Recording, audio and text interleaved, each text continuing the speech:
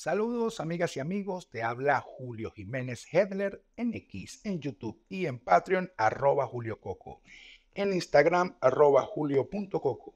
Bienvenidos a este micro beta de audio, hoy 24 de agosto del año 2024, a casi 3 semanas de la elección del 28 de julio, la cual continúa sin resultados legales y que legitimen la adjudicación de alguno de los candidatos como presidente electo.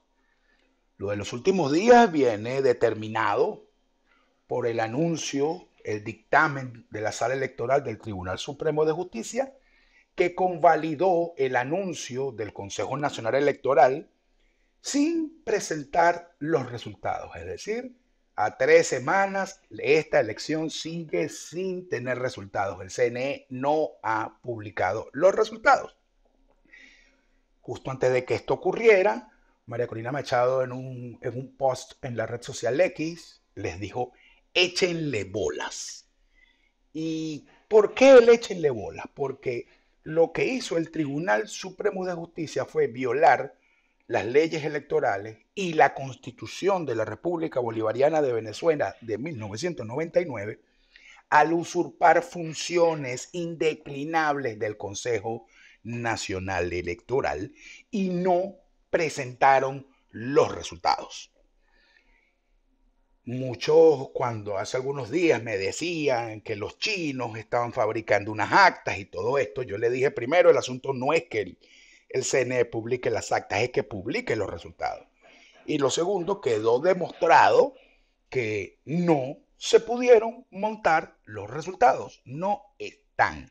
Incluso los resultados del supuesto peritaje que hizo la sala electoral del TSJ no son públicos. Y en todo caso, el peritaje, y sobre eso yo vi muchísimas explicaciones técnicas y legales importantísimas, yo solamente me referiré a los impactos políticos, geopolíticos y sociales, se hacen cuando tú cuentas las actas de cualquiera de los candidatos y lo contrastas con respecto a los resultados publicados por el Consejo Nacional Electoral. Entonces, ¿por qué María Corina le dijo que le echaran bola?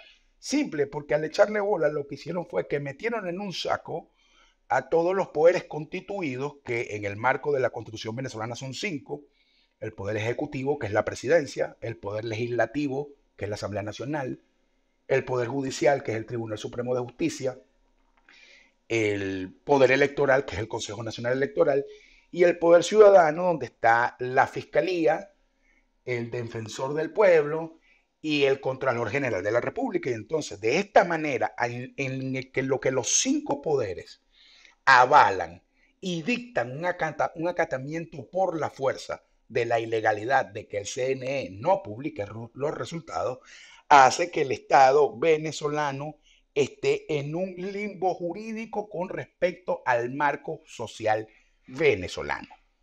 Y por eso es que al echarle bolas cometieron un error, cosa que voy a desarrollar más adelante, porque en el medio de esos errores siguen actuando por inercia, tal cual la primera ley de Newton, inercia en la mentira crónica, ya a nivel de preocupación, de malestar psicológico de algunas de estas personas, la inercia en el insulto.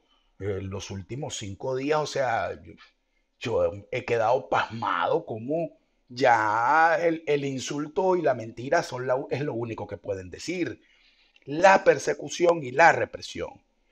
Y continúa entonces el alto chavismo en una cadena de errores, pero que nosotros, la sociedad interna dentro de Venezuela, pagamos con mucha crueldad.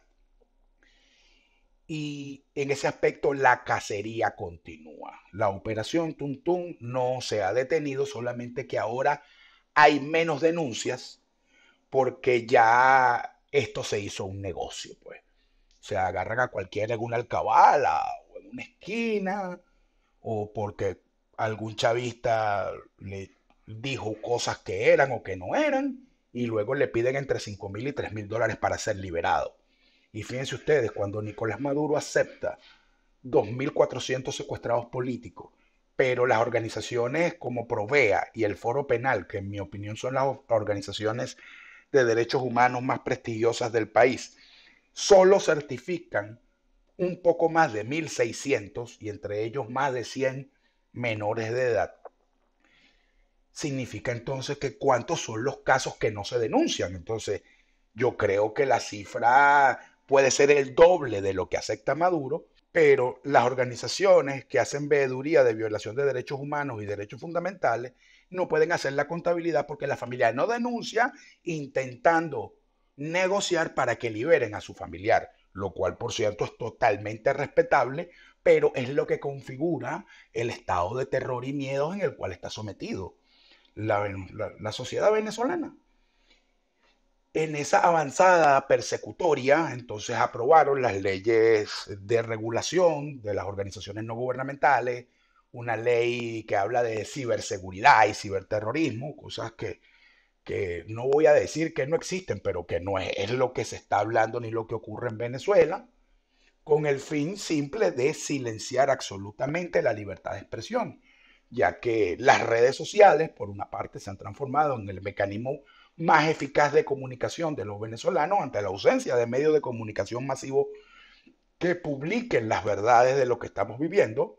Y lo de la ley de organizaciones gubernamentales, tal cual fue señalado incluso por la Organización de las Naciones Unidas, es el intento de silenciar las denuncias de violaciones de derechos humanos y derechos civiles. Y en esa avanzada ahí hubo una noticia oh, del día jueves 23 de agosto que pasó desapercibida, pero que es necesario comentar. El ministro de Interior, Justicia y Paz, bueno, que nada más el nombre del cargo es un chiste, el general Remigio Ceballos dijo que puede haber una liberación de 12.000 presos por retardo procesal. Yo busqué la declaración, repito, no fue muy noticiosa, no fue muy comentada, yo no la retuiteé de una vez para ver qué era lo que había dicho, y realmente el discurso de Remigio Ceballos, maravilloso, impecable, pero bastante preocupante porque todavía no sabemos qué pasó con los presos que liberaron cuando vaciaron Tocuyito, cuando vaciaron Tocorón, cuando vaciaron otras cárceles, no sabemos dónde están esos presos, pero sí sabemos que estos 2.400 secuestrados que acepta Maduro están en esas cárceles vacías. Entonces, esto nos hace preguntarnos si están vaciando cárceles para meter entonces 12.000 personas presas más. Es decir, ellos siguen, el único camino que les sigue es la represión y el terror y la mentira. No están teniendo ningún reparo y hay que decir que ya esto cayó en el marco de la irracionalidad y donde ya la lógica política y de poder está a punto de romperse.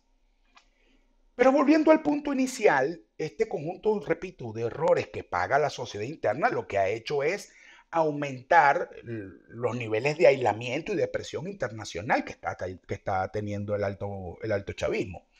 Porque fíjense, la Organización de las Naciones Unidas, tanto a través de su misión de observación de derechos humanos y del panel de aspectos electorales, ya indicaban que no era el TSJ quien decía quién ganó en Venezuela porque no era su competencia dentro del marco legal venezolano.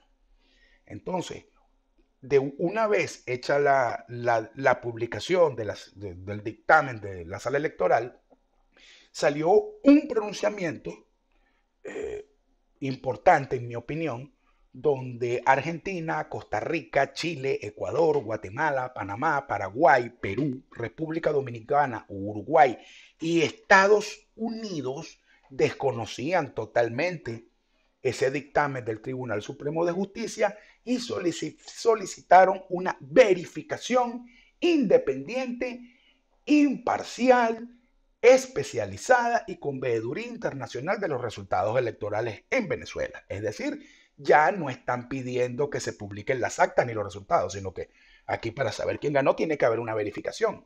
Y como no hay resultados, y repito, ese es el dilema y el problemón del chavismo, la única verificación que puede hacerse es la de las actas que tiene María Corina Machado y que subió a esa página web. En paralelo, la Comunidad Europea también emitió un comunicado en el mismo tono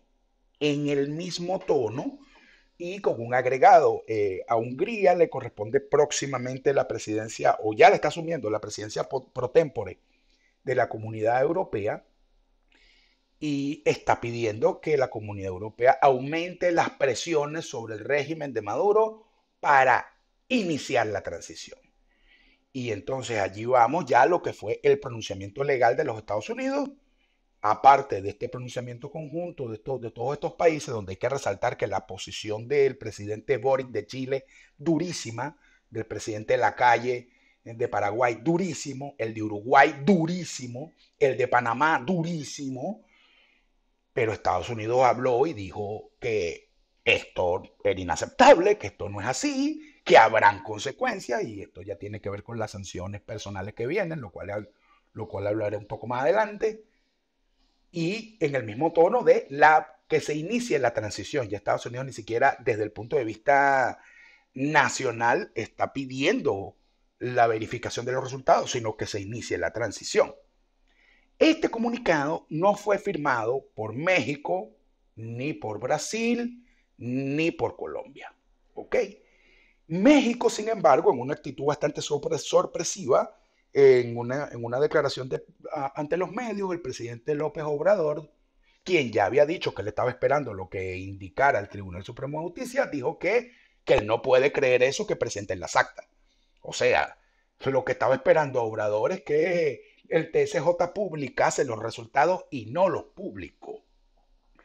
Entendemos, y tal como salió una noticia esta mañana, que Colombia está en consultas y en comunicación permanente con Maduro porque entienden que no pueden avalar el dictamen del TSJ, y Brasil está también a la espera de emitir un comunicado que yo creo que va a ser duro, ¿no?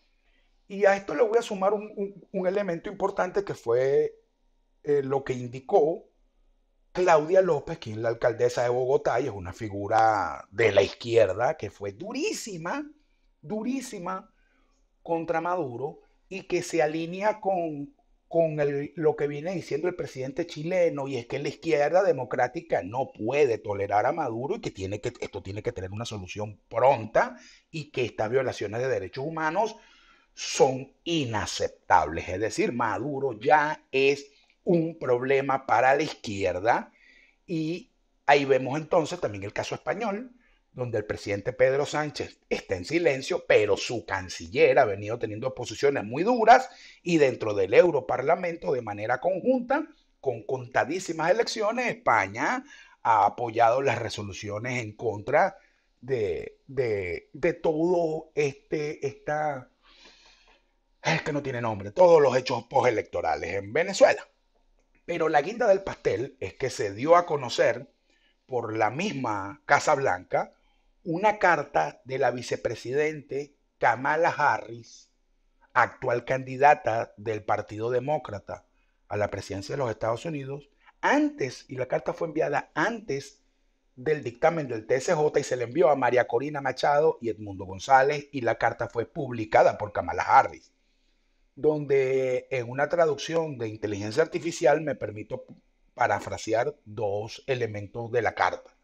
Uno donde cito textualmente, repito, traducción de inteligencia artificial: insto encarecidamente a las fuerzas de seguridad de Venezuela a demostrar moderación, respetar los derechos humanos y la libertad de expresión de todos los venezolanos, y proteger al pueblo venezolano de amenazas y ataques políticos. Es decir, Kamala Harris le dice a los militares y policías venezolanos: los estamos viendo de cerca. Y lo segundo es que dice: continuaremos alentando a las partes en Venezuela a iniciar discusiones sobre un traspaso de poder respetuoso y pacífico, de acuerdo con la ley electoral venezolana. ¿Qué dice Kamala Harris allí? Aquí ya la etapa de la verificación y la cuestión se acabó. Aquí vamos a aumentar presiones para que haya transición.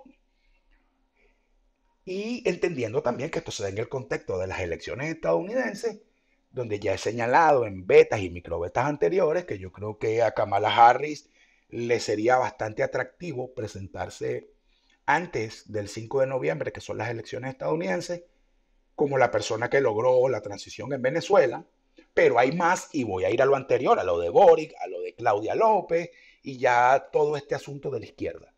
Maduro hoy es un lunar con pelos, una pústula para la izquierda occidental. Lo es, porque mientras Nicolás Maduro siga en el poder abusando de todos los venezolanos, estén donde estén, está la prueba evidente de las consecuencias de votar por la izquierda. Y ya el ejemplo venezolano cobra factura electoral, cobra factura política, pero muchísima factura a nivel de la opinión pública, porque los venezolanos no solamente se manifiestan en las calles, es que en las redes sociales le dan palo con todo a todos los dirigentes de izquierda en cualquiera de los países en los cuales se encuentren, como por ejemplo, como llevan a la gente de Podemos y del PSOE en España, pues, o en Argentina, incluso en Brasil, en la misma Colombia. Entonces, creo que suman los intereses de la izquierda occidental para que inicie la transición en Venezuela. Lo que no sabemos o no tenemos claro es cómo van a venir estas presiones. Y esto tiene un cenit en lo doméstico porque la respuesta legal de la dictadura venezolana luego del dictamen del TSJ es que el fiscal dio una orden de presentación a Edmundo González Urrutia para que acuda a una investigación sobre la publicación de las actas que hizo María Corina, porque eso es usurpación de funciones y otro conjunto de cosas. Lo cual dice que está ya en veremos la orden de captura contra Edmundo y también contra María Corina, porque lo que salió diciendo Maduro, Jorge Rodríguez, Diosdado, Tarek y luego Delsique, pero con insultos y de todo, una cuestión espantosa que no voy a recrear acá. Oye, parece que sí van a hacer la orden de captura pública, porque ya cuando Delcy le dijo que dé la cara, que salga de la cueva y esa clase de cosas, oye, entonces será ese el punto de inflexión para que aumenten las presiones eh, internacionales para iniciar la transición. No lo sé. Lo que sí sé es que todavía no lo han hecho, no han pasado del discurso hasta esta orden de presentación al mundo. Ahora, para concluir este microbeta y entrar a las reflexiones, es que la respuesta de Edmundo, básicamente, muy elegantemente le digo, yo no voy a ir para que me metas preso, pues. Pero en su comunicado hace un llamado a la unidad nacional para respetar, para hacer respetar la decisión popular y al aumento de las presiones de la comunidad internacional. Algo que entonces es una réplica de lo que dijeron varios gobiernos, lo que dijo los Estados Unidos y lo que está diciendo la comunidad europea. Pues, o sea, viene un aumento de presiones y llama a la unidad interna. Ahora, ¿cuál va a ser la presión interna? No sé. Si viene un llamado a manifestaciones masivas, no lo sé. No lo sé. Y tampoco quiero saber, pues. Y ahí voy a empezar con las reflexiones, ¿no? La primera, y repitiendo lo dicho anteriormente. Este es un proceso que no es lento. Y el drama y la desesperación, el miedo, la indignación que estamos viviendo dentro de Venezuela y también los venezolanos estén donde estén, es fuerte. O sea, estamos desgastándonos en el medio de este estado de terror. Desgaste emocional, desgaste físico y desgaste económico porque también ya comenzó la inflación, ya empezó a aumentar el dólar, cosa que ya yo había comentado en betas políticos anteriores. Y aún no empieza la ola de migración masiva y ese puede ser el otro punto de fractura de las presiones cuando se reviente la frontera, porque por Maiquetía no es.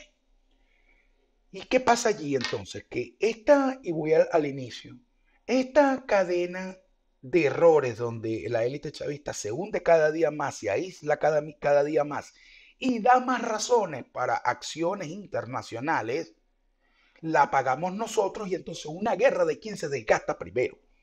Si se desgasta primero el alto gobierno y su aparato represivo y su capacidad de maniobra financiera y nos desgastamos nosotros sufriendo este estado de terror. Y hay que decir que sí, que la operación Tuntún continúa y ha traído consecuencias psicosociales inmensas, ya al punto de desespero. Y entonces voy a a la segunda reflexión que va atada a la anterior. Yo entiendo que esto es lento, pero yo entiendo también que mucha gente no puede resistir esto mucho tiempo. Y también entiendo algunas críticas que se hacen, que las entienda no significa que esté de acuerdo, pero entiendo que en el medio de desespero se piensan y se dicen cosas complicadas, algunas ciertas, otras no tan ciertas, pero en esta circunstancia donde el juego sigue trancado, donde nadie se impone sobre nadie, ¿cómo recrear esa normalidad de la que está hablando el chavismo, cuando realmente es la paz del terror? ¿O cómo se hace la agitación? Hay un tema ahí bien complicado y donde entra todo esto de la solicitud del plan B, que la gran mayoría de los que hablan de eso lo hacen con muy malas intenciones. Pero es que el asunto no es si hay un plan B, el asunto es que el plan A está en desarrollo. Como lo dijo María Corina, entramos en una nueva fase y nadie tiene por qué revelar sus planes. Pues, o sea, esto no es una vaina donde es un partido de béisbol y el manager le tiene que decir a la tribuna cuál fue el picheo que mandó. No, yo creo que eso no de esa manera y tenemos que tener sindéresis para entender de que María Corina, ni Edmundo, ni nadie tiene que estar diciendo cuáles son sus planes ni qué se está jugando.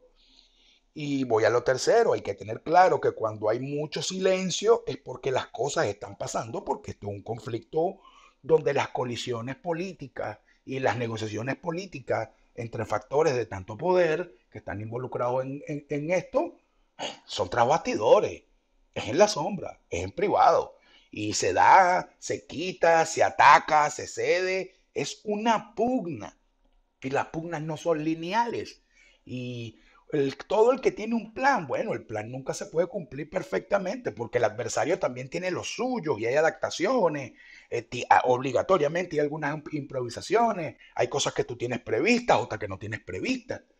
Y en ese juego, claro, el desespero afecta, todos estamos afectados.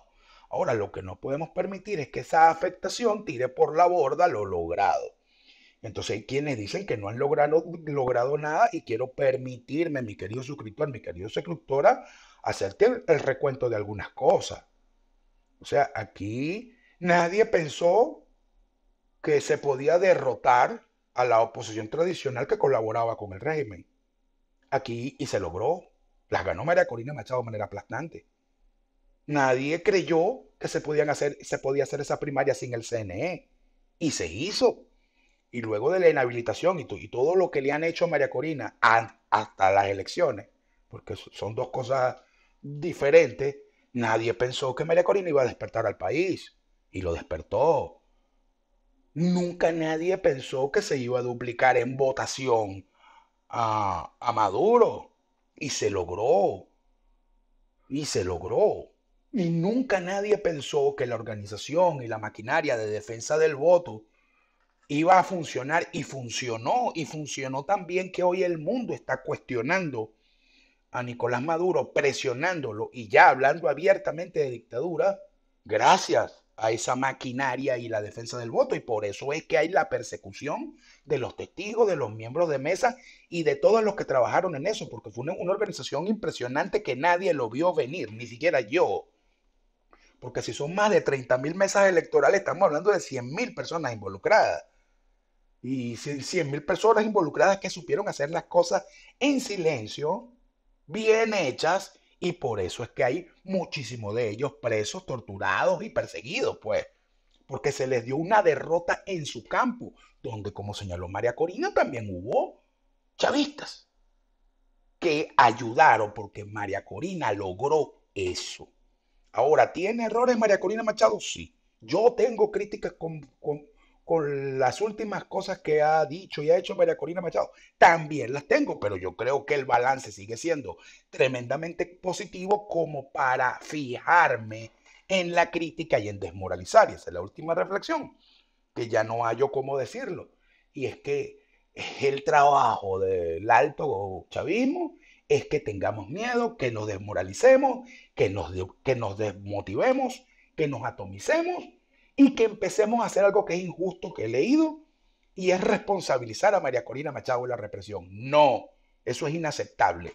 Y todo el que usted lea diciendo que los presos y los torturados son culpa de María Corina Machado le está haciendo un favor gigantesco a Maduro. Porque aquí quien reprime, quien secuestra, quien tortura, quien asesina es el régimen. No es. No es quien ganó la elección, no es quien defendió los votos en la elección y no es quien está haciendo, que es lo que ha hecho María Corina y Edmundo, un llamado a la paz y a la negociación de la transición. Así que hay que tener cuidado con lo que decimos bajo los estados de ira. Ahí tenemos que tener cuidado cuando algo sencillamente porque no nos gusta empezamos a atacar con todo y a tirar por la borda todo lo que hemos logrado. Y quiero sobre eso hacer un énfasis tremendo. ¿Por qué? Y cierro con esto. El estado de terror en Venezuela es tan masivo que a todos nos tomó por sorpresa, ¿vale? Esto de los familiares chavistas y vecinos chavistas entregando vecinos para que se los llevaran presos y todo esto. Pero ahora se sumó un nuevo sector y lo puse en mi Twitter y voy a hacer la aclaratoria porque hay algunos idiotas que creyeron que fue con ellos y al que creyó que ese tweet fue con él, bueno hermano, usted es sospechoso. Un conocido mío, ex amigo del Tigre, donde yo soy, que fue mi compañero de estudios, que vino durante toda la campaña electoral apoyando a María Corina, todo chévere, todo cool, todo de pinga. Cuando empezó la operación Tuntum borró todo, cosa que no hizo él solo, lo hicieron millones de venezolanos. Borraron todas sus publicaciones porque el miedo existe, porque funciona, porque el miedo existe. Y luego empezó a meterse con María Corina de una manera infame. Yo veía la vaina en el muro de Facebook, yo nunca le comenté absolutamente nada, pero a raíz de mi post sobre la misa que fui para María Corina, me dedicó un post a mí, donde incluso metió a mi mamá, que a quien él conoció perfectamente porque somos amigos o fuimos amigos desde hace más de 25 años. Y coño, yo lo llamé y le dije que qué coño madre era lo que pasaba y él me lo dijo así. Mira, pana, no es personal, quédate quieto. Él aquí la mejor manera de salvar la operación Tuntún es hablar mal de María Corina y de ti. ¿Cómo ustedes creen que me sentí yo? Y eso pasó. Y tengo las pruebas. Ahora, el tipo ya borró el post de Facebook del verguero que le paré. Entonces ahora salen unos idiotas que ni siquiera saben lo que pasó, que no fue con ellos, que ni siquiera son amigos míos. Hasta hablando mierda. Mire, para hablar mierda es gratis. Pero ahorita, ciertamente, hablar mierda de María Corina y el mundo, como hace mucho, mucho bien a la dictadura, pone a cualquiera a salvo. Así que tenga cuidado usted de estarle creyendo cosas al que anda lanzando odio todo el día contra María Corina, contra el mundo, porque algo hay ahí. Entiendo que algunos lo hacen por desespero, otros lo hacen porque no comprenden, otros porque se les acaba el tiempo. Yo todo eso lo entiendo. Pero los líderes de opinión en eso, la gran mayoría no están actuando en la crítica de buena fe. Y están jugando a la demoralización y a la desmotivación. Críticas contra María Corina hay muchas, contra el mundo también. Pero ¿en qué nos estamos convirtiendo? Porque también el alto gobierno y la dictadura funciona porque entre ellos no se atacan en público. Y esto es un momento donde, como dice Edmundo, necesitamos la unidad para poder iniciar la transición en Venezuela. Entonces, el que no quiere unirse, bueno, muy su peo, yo respeto eso. Pero los que estamos unidos tenemos que estar alerta y no estar creyendo vaina. Disculpa, a lo largo del micro beta, por razones de internet y de electricidad, no pude grabar un beta político, así que aquí va este audio largo. Espero te haya gustado. Por favor, marca like, comenta y comparte en todos tus chats y redes sociales. Te habló Julio Jiménez Hedler en X, en YouTube y en Patreon, @JulioCoco, en Instagram, @Julio.coco. Muchísimas gracias.